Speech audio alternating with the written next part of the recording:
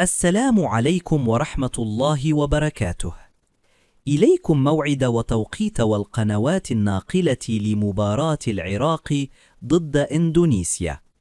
قبل البدء في التفاصيل، عزيزي المشاهد، لا تكن ضيفاً بل كن من العائلة، واشترك في القناة وفعل زر الجرس ليصلك كل جديد عن الكرة الآسيوية.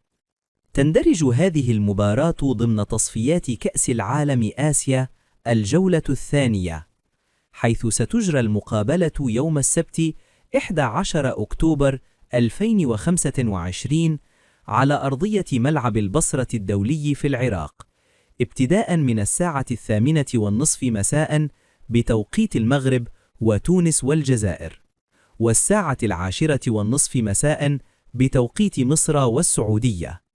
ومن المرتقب أن تبث المباراة على قناة SSC Sports HD والرابعة العراقية الرياضية.